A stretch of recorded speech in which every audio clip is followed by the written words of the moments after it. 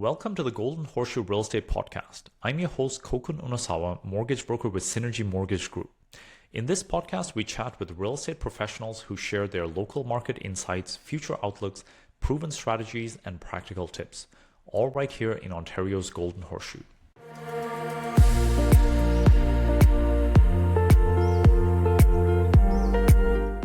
All right, so we have David Boersma here with the Benchmark Real Estate Group, brokered with Remax Escarpment. David, for those sort of joining us and getting to know you for the first time, can you give us a brief intro on who you are? Yes, thanks for having me, Koken. I'm one of the team leads with Benchmark Real Estate Group at Remax Escarpment, and I founded this team with my partner, Andrew Furry, in 2021. I left another team that I've been with for 7 years. And yeah, just decided it was time to make an exciting jump. It's, how should I say it? It hasn't been without its ups and downs, but every, moment of it's been exciting. My niche has been luxury homes, development land, as well as agricultural and vineyard land and wineries. So yeah, I cover a very broad spectrum of property classes, and always help first-time home buyers and people in that sort of mid-market range as well. That is truly, all of us are real estate agents, bread and butter, so to speak. It's just, the other deals are a bit of the icing on the cake. Perfect. So how I got into some of those different property classes was a bit of my family's background. So Okay. construction and land development. My father was involved in quite a few different businesses over the years, and that's how I got exposed to it. So he had a farm, so I was exposed to the agricultural side of the properties. He had a strip plaza, so Wow. I was involved in that sort of retail, commercial side of real estate. And then he also had an apartment building. So I saw, that residential tenancy aspect of investing. And he also owned a transport company for a period of time. So that Wow. involved, sort of a light industrial use property as well. So this So was yeah, that's as you were like a kid growing up, you were uh, seeing him doing all of this? correct. Yeah, and the different properties he bought would be doing lawn maintenance there. Started at 10 years old, Oh, wow. cutting grass, 40 hours a week in the summer.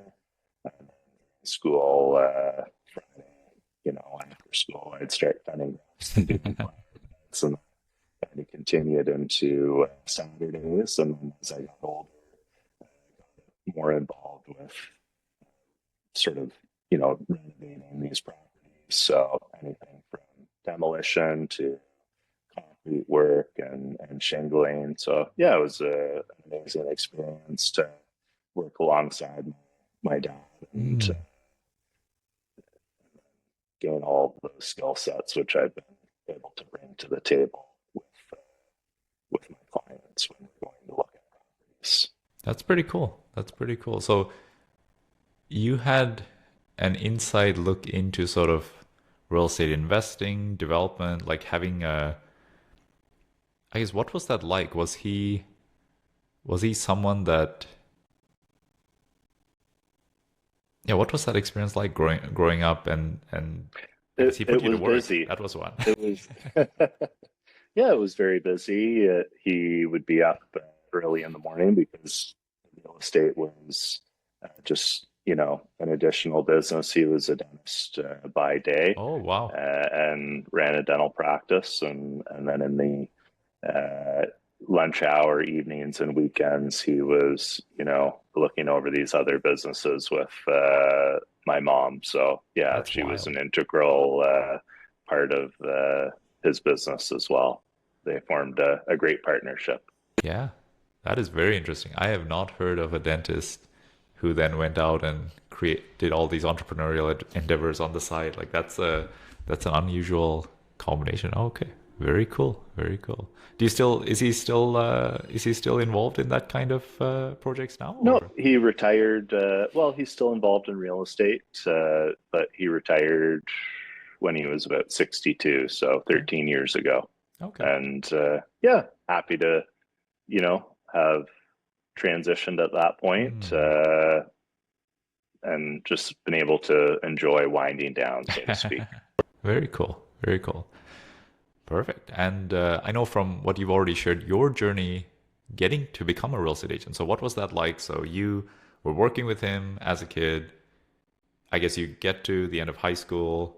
You're trying to figure out what's your career. You have an interesting journey to getting to real estate. What was that like?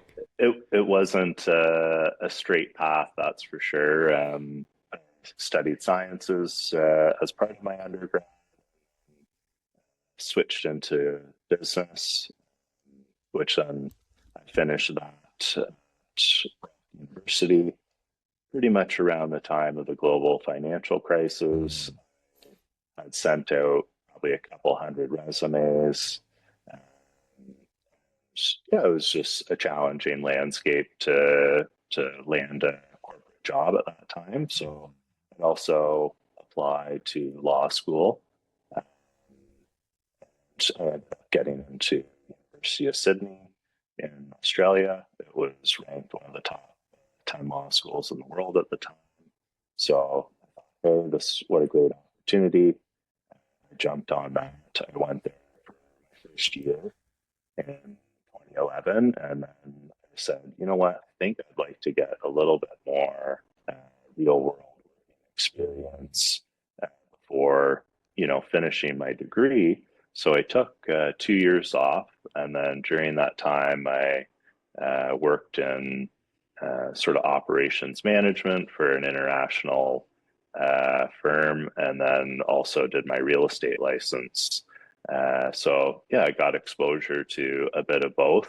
When I got my real estate license, I was still quite young. I was in my mid 20s and had a bit of a baby face. So I remember going out and showing homes and meeting clients who may have been 60, 70, mm. looking to trade one of their largest uh, financial transactions in their life, and they're looking at me thinking, is he old enough to do this deal? Do I trust him with this, right? And yeah, sadly I lost some clients because of that, right? Mm, I just maybe was too young yet. mm, And then I was independent. I was on my own at that time. I mm, wasn't on a team, so I didn't necessarily have the support of a team to go into some of those listing mm, appointments.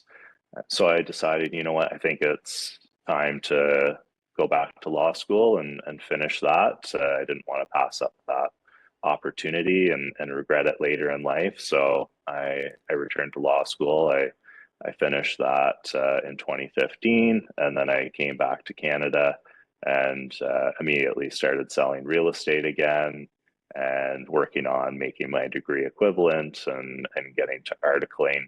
So I yeah, my real estate career took off at that point. Once I was finished law school, that was a huge feather in my cap. People really started to, once they learned that I had a law degree, oh wow, what he understands contracts and he understands real property law. What more can I ask for out of mm, a real estate agent? So that was a huge benefit for my career. And yeah, I was on a team for 7 years, and that was a great experience. I, owe a lot to the team leader there. Got a great exposure to the mm. luxury market and sort of the vineyard winery market through them, and made a lot of great connections and Mm. contacts. Yeah, it's interesting because you mentioned one of the challenges you had when you first started was that you were very young and not necessarily having the right people around you to fill in the gaps, right? So if you couldn't have the full credibility on your own, like if you had a few people around you that you could tell your client, look, I may be young, but I have these seasoned veterans beside me, E- right? We're all working together kind of thing.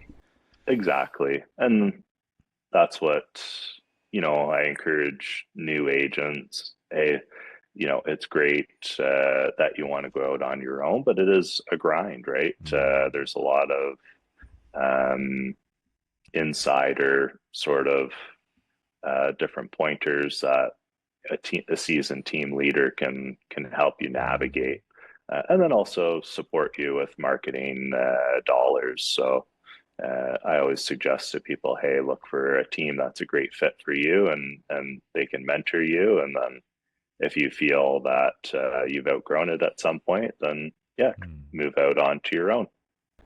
Very cool. I'm curious because you shared your father was someone essentially being a dentist. He was very educated to get that role, but he was also very entrepreneurial. How was the conversations like with him and your mom when you were like deciding to go to law school, get your degree, and then take time away from law, go into real estate? Like, how were those conversations? Were they involved much in that decision making process, or what was that like? Well, my parents always wanted me to be a dentist, so that's why I started in Okay. science. And I was interested in it as well, but I had an uncle who was also a dentist, and he told me not to go into dentistry and to Mm. become a lawyer. So, just conflicting messages, and um, my parents and quite a few different business people around me had said, Dave, you'd make a great realtor. That was early in my 20s, Oh and wow. that kind of always stuck in my mind. And yeah, as sort of I grew as a person, it was something I became excited about pursuing. Interesting. Do you know what they saw in you, or looking back, what I what was that? probably, I think a few different aspects. I'm very social, Okay. so I love being around people, and I thrive off that. I think I get Mm. energy off of that, and on top of it, I've been exposed to real estate my whole life, Mm. and I love economics as well. So looking at what's happening and in the economy around us, the interest rates, and the global climate, and sort of affects the market. Very cool. Very cool. Okay, perfect. And then I guess to round off your journey, so you worked with that team for 7 years. You got a lot of exposure, especially to you mentioned some of the wineries and the some unique type of deals. And then 2021, you and Andrew formed the Benchmark Real Estate Group. Um, Yes, what was that transition like, and how has that journey been? yeah, it's been exciting. I was looking for someone to partner with, and I didn't really want to call it, the Boersma Fury team because I had been on a team where it was named after someone's last name, and at some point, yeah, people under the team, do you feel it's all about the team leader and Mm. not necessarily about you? And forming a team, I didn't want people to feel that way. I didn't want them to Mm. think it's all about me or all about us. So I wanted, a good team buy-in. So wanted to go with something different and unique, and you see that popping up more and more in the real estate industry. For example, the Fine Estates team, they decided to do something similar, and then it becomes potentially a brand you can sell at the end Mm. if you do a great job developing it. Right? Because when you try to sell something with your last name, does the brand kind of die with you, right? When you retire. So, yeah, this potentially opens up an Mm. avenue for that. Okay. So that's how we sort of came up with the name together. yeah, we started out as a small team. There's just three of us, and now there's a total of five, and it's, comfortable. I'm not looking to grow a massive team. I know some people have focused on growing these huge teams, but Mm, I'm more interested in, having seeking out agents that are great and have an amazing skill set, mm, and aren't necessarily just commission driven, but also uh, customer driven, mm. and want that to provide that great experience for the clients at the end of the day. And I feel sometimes maybe that can get lost in a mega team. Definitely, definitely. And there's something about having a yeah, there's something about deciding what you prioritize, right? If you only prioritize making as much money as possible and you do it in a way through getting as many bodies in the door, as many people in the team, you lose some of the culture. You lose a piece of the like the feeling that you want to create within the team of like we're gonna support each other, we're gonna help each other grow, we're gonna like build an environment that is valuable, right? And Agreed. And I was at a Remax conference a long time ago, and listened to uh, one of the top producing agents in Canada, and they have a very large team. And they said, there's days where I just wish I had a team of, 5 to 10 people. I'd probably be making the same amount of money, right? But now I have all these uh, overhead, overhead stress. and headaches and Yeah, stress, right? And yeah, and you go through a market correction like we're yeah, going through, and sales volumes down, but expenses are the same, and yeah. yeah, it's challenging, right? So yeah, it's been great to be nimble and Mm. flexible in that way to navigate through this time. So 100%, 100%. Well, I think that really gives us a good sense of sort of your journey in real estate. Let's sort of transition here to some of the transactions you worked on, and especially I know when we initially connected, you have a very unique perspective, and I didn't know about sort of your father's experience and sort of that experience of you growing up seeing those transactions. But yeah, I guess let's start with the development land. So in Niagara, if I think about development land, are these sort of raw pieces of land within the city limits? Or is it agricultural? Like, what is development land if someone were to ask you? So you have a couple different asset classes. You have infill pieces, which developers, you know, how should I say it, late 20 teens going into 2022, we're looking at buying larger lots all in a row and Okay. doing a bit of a land assembly for a condo project, right?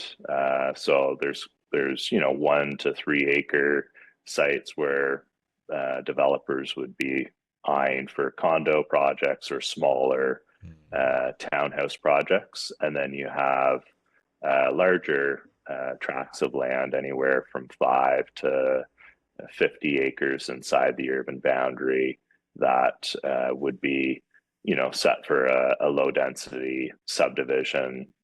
So that would be, your detached homes or um, townhouses, right? And then you have investors or land bankers who are looking to buy properties just on the border of the urban boundary. So Okay, they're not interesting. inside yet. They'd be zoned agricultural, and they would be, trying to lobby to Mm. uh, get the urban boundary expanded and have their property included in the Okay. urban boundary, right? To see a huge gain on that price, Yeah. right? So they pay a bit of a speculative price, so it's above what agricultural land Mm. would go for.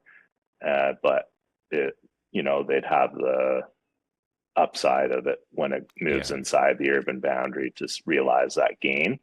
Now, we were involved with seeing that in Smithville, where they did a very large master community plan, and they expanded the urban boundary by 1,000 acres, Wow. and they're growing the town from 6,000 to 30,000 by 2050. Wow. That's the goal. So in Smithville, they're trying to do it more of a phased approach, so they don't grow as fast as what Binbrook did. But that comes with a little bit of pushback from the developers, because the developers, all want to get shovels in the ground right away so they Yeah. can, not have the carrying costs of holding on to that raw land, right? Yeah. They want Yeah. to build and sell and then move on to the next project. Interesting. So the one thing about development that I've been so curious about has been the time frames, right? Because if like any kind of investment is putting money out with the hope that you make some money in the future. But from what you described, like I can imagine the land bankers, they may need to have timeframes almost in the decades in some cases, right? So like who if I can get a sense from the clients you work with, what are the type of clients that you work with? Like who are these people that are in a position to put money towards these either land banking or development?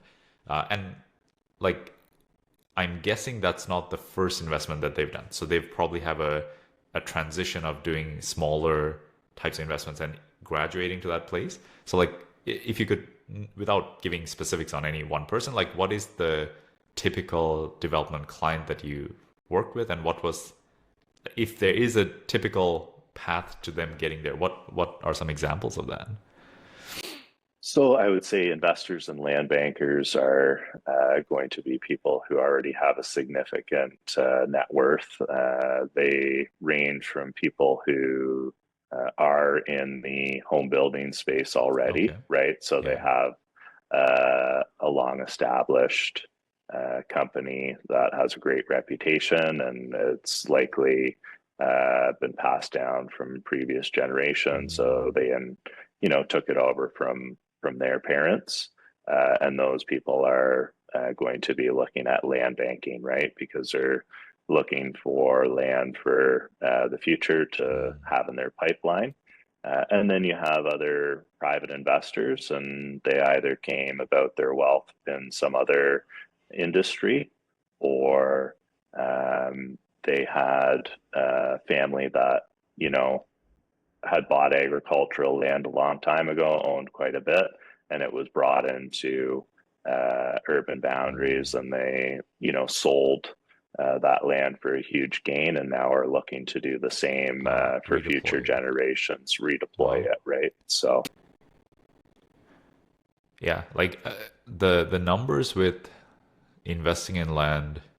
One of the realtors that I have a relationship with, he mentioned he didn't work on this transaction, but he helped the same client with sort of some other deals. So they kind of gave him the picture.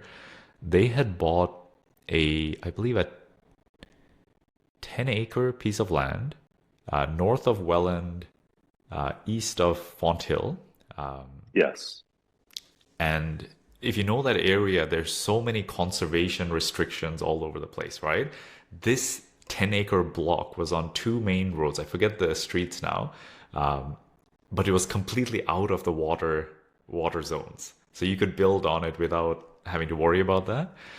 This guy bought that piece of land in 1995 for 100 grand, and he sold it in 2022 after prices had started to come down. So not in the early part of the year, so summer to fall. I If I remember correctly, he sold it for something like $8 to $10 million. It was something Wow. ridiculous, right? Incredible. Now he had to wait 30 years to get that result. But it is mind blowing to think about, like, oh, like I don't know a single investment that could have done that well. Like, because I know houses were cheap in 1995, but you're not getting that kind of uplift over a 30-year No, period, you're not right? getting that return. Yeah, a bit of luck and a bit of, Yeah. um, forward thinking, right? So there's a property in Smithville that a gentleman bought for 300,000 Okay. inside the urban boundary. I believe it was back in the late 90s, early 2000s, Okay. and now it's for sale for about 40 million, right? So Wow. they're close to it. So yeah, similar Yeah. sort of scenario. I think about these concepts with investing. It's the people to get these kind of results on some level have to be people who don't need it. Because if you needed that money, you would have sold it many times along the way, much earlier, right? At much lower prices. But it's almost like if you can be in a position where like that 100 grand or that 300 grand, you can put it aside, you work your regular job, you do other things, so you don't think about this all the time. And then, yeah, like similar to what you said, it becomes a generational thing where this becomes so valuable. But, the flip side of that is the the people who benefit the most from these investments, how much do they get to enjoy it once they get the benefit, like once they sell, once they get that money? Because they leave it for 30 years and it's almost like it's for their kids or it's for their like, or maybe some causes or whatever they want to support in some ways, right? I would imagine, yeah, it's for the future generations, right?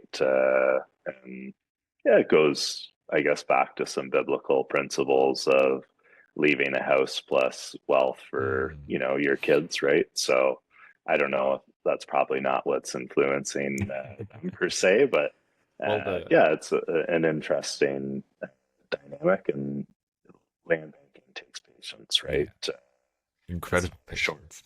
it's not a short-term gain or flip. Yeah. So Which is very interesting because if we sort of switch topics slightly here to development, development is almost on the other end of the spectrum where you want things to move as quickly as possible, right? It takes time, but it's like you want the approvals quickly, you want shovels in the ground quickly, you want things to move, you want it to sell quickly, you want to be out quickly, right? So it's a very different type of investment. as a So yeah, as a builder, yeah, you want to move quickly because most of them are financed or they have investors and answering to the investors, or they're having to pay interest on property. Right? yeah. So you want to have a quick turnaround cycle to Mm. have the greatest margins, right? So, from the either the developers you worked with or that you know of, right? So on the land banking side, it's usually people who have some wealth putting their wealth, right? On the development side, I'm guessing there's probably some of that, but also a little bit more raising of capital, right? We have a project, let's get some investors, raise the funds we need to do the project, pay out the investors, keep a portion for ourselves. Is that the more common approach that you're seeing, or is it still a mix of people who do that, get a bit of their own money, and then after that, they're like, I don't need anyone else's money. I'm just going to build on my own. Like, what are you seeing more commonly? Yeah, so you have a few different strategies. You have some people entering into joint ventures Okay. where um, they'll partner up with the landowner Okay. and they'll have an appraisal value for the land. And then that gets formulated into the project. And then the builder takes the project from raw land to finish. And by Mm, finish, I mean having, it serviced, plan a subdivision, and homes being built. And then they look at all the costs that went into that and then break it down on a percentage and they share the profits that way. okay. And then you have groups where, for example, there might be someone who is very well versed in uh, putting together a land assembly, which I talked about before, Mm, and they'll put together a full development package for it, and they'll end up pitching it to different investors that they have. and getting people involved and investing into a new corporation, and those people get, X shares based on what they would be investing, right? And then either they'll flip that project to a builder or they'll go through and develop it themselves. So yeah, there's people working lots of different angles, and there's lots of different models out there. Mm. And sometimes those people who are doing those land assemblies, they don't want to deploy all their capital into one project. They want to diversify over multiple projects to kind of limit their risk, right? Mm. So they're looking at, hey, if I invest all my money into one and it kind of, fails, Yeah. then I'm, I get burned, versus if I do five and one doesn't work out, but the other four are great, I'm only at a 20%, risk exposure, Mm. right? So, Makes sense. Makes sense. Okay. So I think there's a few different ways people get involved in development. So land banking's one. You mentioned it slightly there. So it's taking a piece of raw land and getting it serviced, getting approvals to build, right? To get it to the point where it's a buildable parcel of land. And then it's the actual building of the project, like homes, like being a home builder in a way. And then on the land side of things, the final route is being someone involved in a land assembly. That's basically knocking on doors, finding a street or finding a group of homes where collectively the land value would be worth more than what the homes are currently. And this way, exactly. gotcha, gotcha. If someone were coming to you, and I asked this from a very, I don't know if selfish is the right word, but my situation is I've been involved in real estate investing for the last 10 years. I bought rental properties. I've made some money, right, in each of these projects. So if someone like myself were to come to you and say, hey, I have a little bit of money. I don't have enough money to buy a piece of land and leave it for 30 years. Um, in Niagara right now, I guess, is there a category within these different opportunities that is screaming to you a little bit more as like, hey, this is something to consider? And are there any available in a smaller scale where you don't need like 3 million bucks to put into one project, where someone with a couple hundred grand can like maybe partner up with a couple of friends and like put together a little opportunity for themselves? Like, what are you seeing? I would say, if you have a few people that you can partner with, it would be looking at smaller infill sites for townhouse subdivisions, right? Okay. That would probably be your most affordable, you know, entry level uh, sort of development site, right? There's been some in Smithville, $1 million for 20 approved townhouses, right? Okay. And right now in this market, and probably for the next 5 to 7 years, that's where there's going to be demand, and that's what developers are. Those are the sites developers are looking at. No one's really looking at any condo sites Mm, at the moment. yeah. Unfortunately, it's been a very challenging Yeah. market, but for people who have uh, money to invest in those sites and to sit on them, it could be a good opportunity, So right? let's unpack that a little bit. So $1 million for a parcel of land that you can build 20 townhomes. Um, is it It wouldn't be serviced yet, okay? so you Okay. still have to service it, right? And the And value then add from an investment standpoint is if you buy the land as it is, if you get it serviced, get it approved, I guess the value of the land goes up. Would you recommend a smaller investor to get into building, or would you recommend typically get it ready to build and then partner with a developer or sell it to a developer? Like, what would you recommend? I think you have to look for infill sites that have not been purchased yet by a developer. They're still owned by someone who's probably had it since the 1990s, 80s, 70s, right? A larger 1 to 2 acre site inside the urban boundary, and knock on their door and try to buy it before it goes to the market, and then do that plan of subdivision for it, Okay. and then go ahead and market it.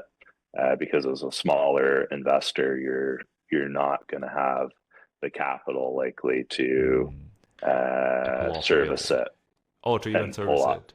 Yeah, to service it and What pull does off it cost the roughly build. to service something like a 20 unit? It's around, I believe, $30,000 per unit to bring in Okay, that's like sewers 600. and water. 600. Yeah, so for all the individual units. Okay. But I imagine if at $1 million, the existing land probably has a house on it, like an old house of some kind, right? Yeah, So potentially you could get some financing instead of paying all. yeah, you could get traditional Okay. financing for it, right? As long as it appraises out, Okay. right, with the Even if it's bank. not 80%, but something like 50 or 60%, it just reduces what you need out of pocket, right? Exactly. Okay. And how long does that process take to get it from like a parcel of land to approved for servicing? Like, what does that journey look like typically? So a lot of meetings with the town, the consultation meeting, and then you're going to be working with a planning consultant, right? And they're going to put together your whole plan of subdivision. And they'll be looking at the infrastructure, so whether the water and sewer infrastructure can handle the additional units. Okay. So there's For still some risk there. Like, there is a risk that they say, like, hey, you can't do what you wanted to do because XYZ reason, right? exactly, or if you want to do this, you'll need to upgrade the water main because it can only handle this capacity, and then that's a big hidden cost, right? So True, true. Which also makes sense why there's some money to be made by going through this process because you're removing some of the risk from the next guy taking it over, right? So like what is the potential upside? Say you find this parcel of land, I don't know if you're looking on the land registry to find properties like this, you knock on the door, you get it under contract, you're paying some premium because the seller also knows that there's a piece of land, but you're not paying sort of like a real premium as if it were to go on the MLS. And then you go through this process. So you pay $1 million, say you were able to put 400 grand down, get a mortgage on it. 2 years so later. most developers, Yeah. before they even buy the property, they're already doing all of that Okay. due diligence on the property. So Okay. they'll likely uh, make a conditional offer on anywhere from 60 to 100 days due diligence, and then Oh, they'll that's perfect. either hire a planning consultant or they've done enough projects that they know themselves what answers they need. They'll go to the town, have that pre-consultation meeting with the town, and go through the list of Okay. That makes it a items that lot they more need to reasonable. address. So yeah, they'll be looking, is there any conservation overlays on any sort of protected forests or wetlands? So so they know their developable acreage. In some cases, study, and then they'll also be looking, like I said, the infrastructure, so water and sewer, to make sure that the site the infrastructure will be able to handle the additional units. Perfect. Perfect. So, okay, so that gives a bit more picture. So you need to know what you're looking for. You need to know some of what the potential hazards in this process are going to be, and if possible, try to negotiate a long conditional period to be able to reduce your risk as much as possible, even through that purchasing process. Correct. So say you go through all of that, you feel like the risk has been mitigated as much as you can before making the purchase. Is it fair to say it takes a year or two to go through that process with the different cities to get it to servicing ability to service? it all depends on the support of counselors True. and the city. Okay. So there's people who, depending on the town of Lincoln has been a very good municipality to work Okay. with. Okay. But there's other towns that have been it's been very challenging Mm, to work with, and it's taken years for projects to get off the ground. mm. So, Okay. And do you, and part of this, go ahead. yeah, do you know what is an, if you had to put an average, like if someone were coming to you, they want to do this, what sort of expectation would you tell them? Like, be prepared, at least you may have to wait at least this many years. Like, what would that be? Yeah, likely a year and a half to Okay. 2 years. Okay. Right. Okay. So I guess I'm trying to just understand, like, what is the risk reward equation here? So say because it sounds like a lot of work. This doesn't sound like a passive. You put some money and you just walk away. Like there's a lot of both work, knowledge, and expertise to even get started. But say you do all of that and you buy this property at 1 million. Say you put 400 grand down. You get a 60% mortgage on it. It takes 2 years to get to servicing. At that point, do you know roughly what the upside is on that parcel of land now that it's ready for servicing, approved, but it's still the same sort of house with a piece of land on it, right? Oh, what your gain would be? What your gain would be on a. That's very challenging, Okay. right? Because So it's each the market's been in municipality. so much. We've had such a volatile market in the 10 years since 2015 that I've been trading, because you had great appreciation from 2015 to 2022, and now you're experiencing a trend. So yeah, it's I can't give a concrete answer at this time. Yeah, no, fair enough, fair enough. I think if we were to do so, if the raw parcel of land is $1 million for 20 potential units, we're paying roughly 50 grand for a potential unit. A serviced lot, or not even a serviced lot, but a close to servicing lot. Well, at the other end of the spectrum, like a fully serviced lot. Like I think I've seen for townhouses, I don't know if I've seen any, but I've seen like single lots sell anywhere from like 150, 200 grand, depending on the size and the area, right? Yeah, Townhouses, I think. Grimsby, they're 400 to 500. Yes. Yeah, you get into other locations like Welland, Coburn, right, or Benville, and they become more affordable, Yeah. right, for single family detached home. So I guess, would you recommend, like, who would you recommend to go into something like this? Is it someone who already has planning experience? Is it someone, definitely that would be a huge asset if you could find someone who's done one of these projects already. You jump on as an investor and get involved as much as you can so you can learn the ins and outs, and then that'll help you set you up for the next project, right? So once you take one to completion, then you hmm, can potentially do one in the future on your own, or as that role, right? interesting? Yeah, because so I've been involved personally in two land severance deals where I bought sort of a property with some excess land and we split it to get a single building lot out of it. And even in that process, like I hired a planning consultant to walk me through that process, work with the city, right? They went fairly Yes. smoothly. They took a long time, right? They always take longer than you expect. Um, but I can imagine the time and complexity of something larger really starts to add up. And if you have, yeah. And I remember even speaking to the planner I was working with, he was inundated with investors reaching out to him to help them through their projects. So he wasn't even someone who was willing to partner with people to give his time for free because he's like, I can give my time for a piece of equity here, but I can also just charge a lot here, and I don't have to care if it goes through or not, and I'll just get paid regardless, right? So Yeah, that's very valuable. I think, it might not be a planner you're looking for to invest with. But, would be the ideal scenario.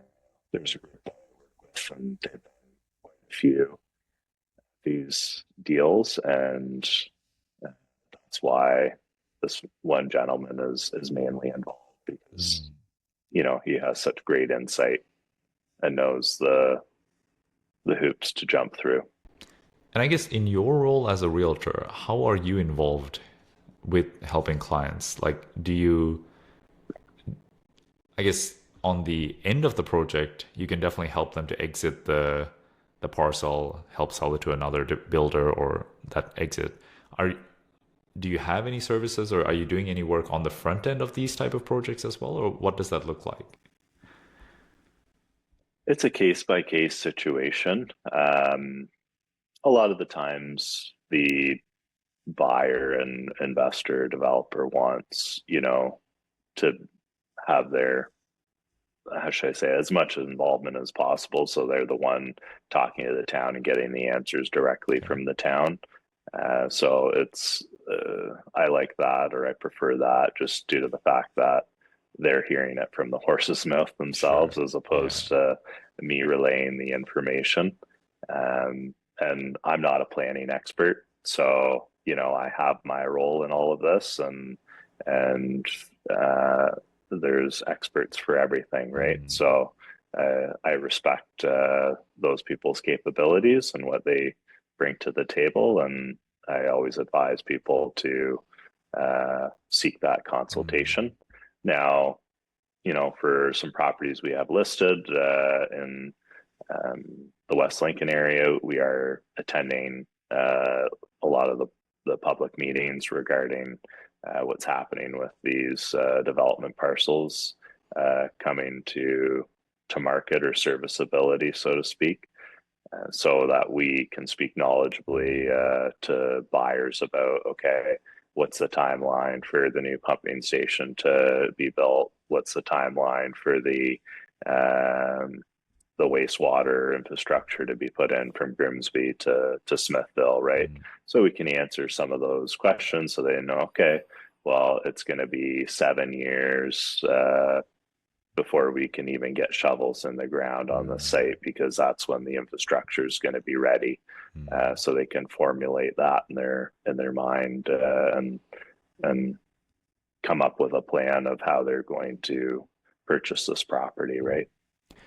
Have you had any scenarios where a regular seller has come to you looking to just sell their property as a single family home, but your knowledge of the development side was able to inform them, hey, your property has X value as a single family home, but have you considered this other option? If we present it more from the development side, it may have more value than just the house that's sitting on it. Has that ever happened? So I've had it where I've had a parcel that was in Smithville. It wasn't inside the urban boundary yet. They were doing all the master community plan work. We had it at a certain price because it wasn't guaranteed that it was going to be in the urban boundary yet, and we had some interest, and it was conditionally sold, and then the market kind of shifted, and those buyers backed out.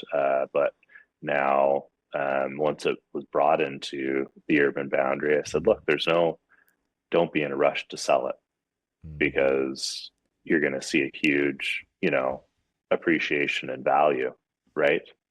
And now I compare that to a property that sold one concession north of ours, and a realtor came in. They didn't really know. They just priced it based on agricultural land. Someone paid $1 million for it, and a year later they had it up for 20 million, right?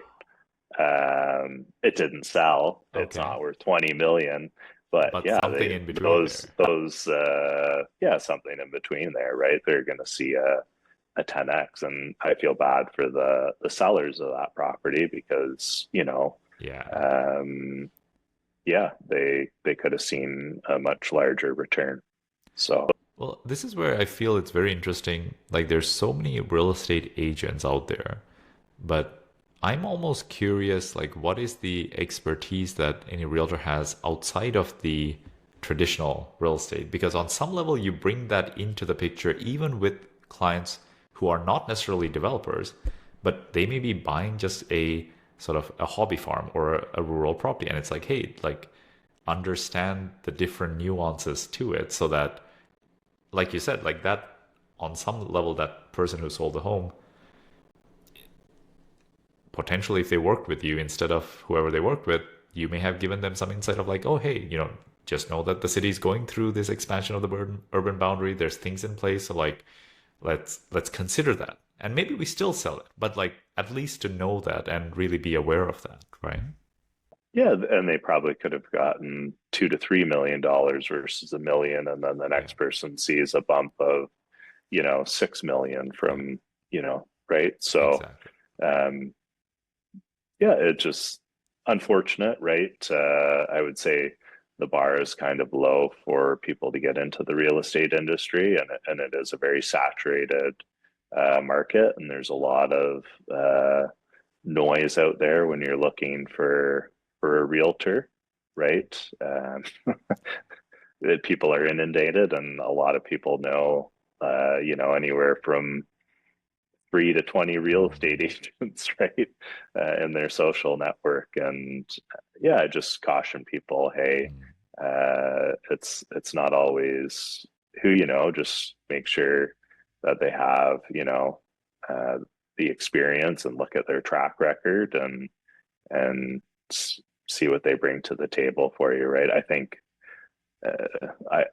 I would highly caution people to use a real estate agent that has a high school diploma or college diploma, just because of the level of intricacies with the contracts, right? I get a lot of offers that have so many mistakes in them, and here I am being the one correcting them, sadly, right?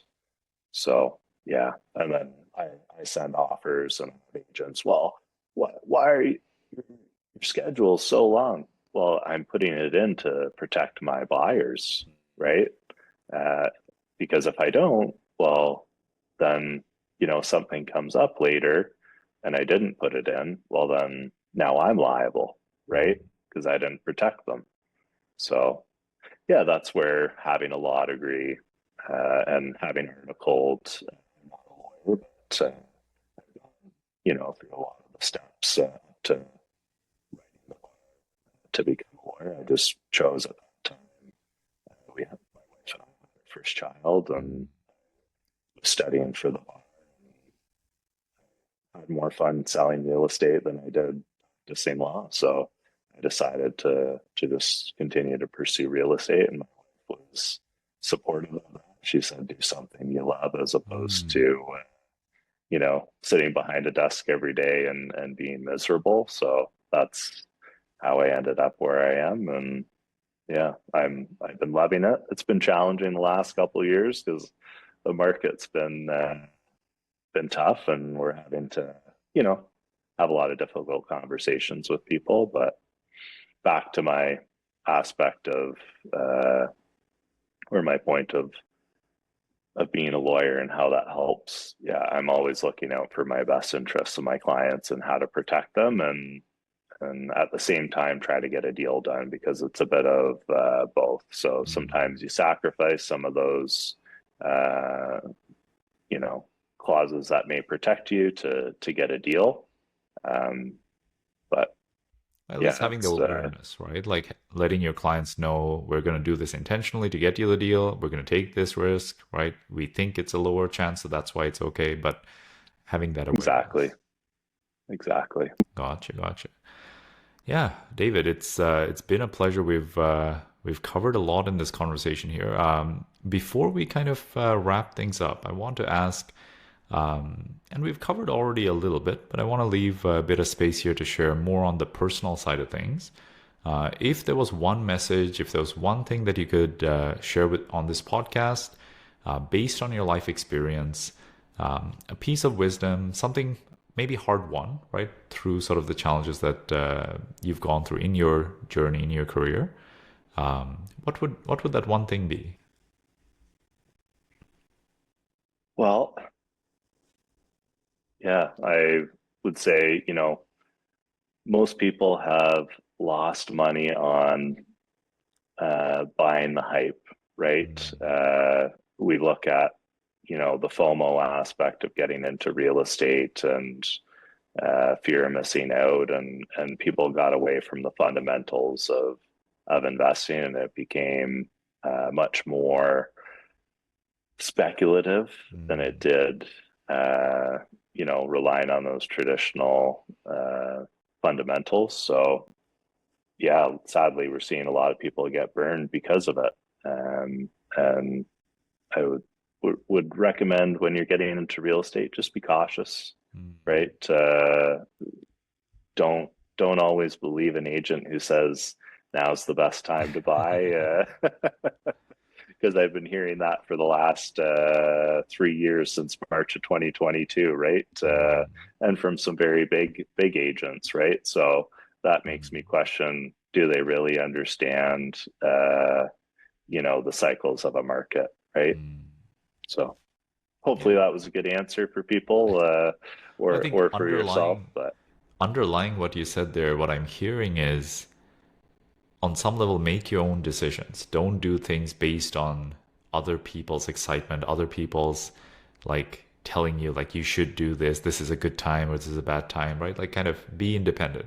Have some reasonable thought, right? 100%, do your own research, understand the market. It's no different than buying a stock, right? And it will go up and down. And one very successful investor told me at some point, you only lose if you have to sell. So Mm, as long as you can, hold on to the property until you're in the upcycle, you're fine. mm, But it may be 5, 7 years, right? mm. That's how long it can take to get through some of these real estate cycles. So Awesome. That was a great piece of wisdom. And David, it's been a real pleasure. I appreciate you coming on. thanks, Koken. Really appreciate you having me today, and hopefully everyone appreciated some of the wisdom I shared. Awesome. Until next time. Have a great day.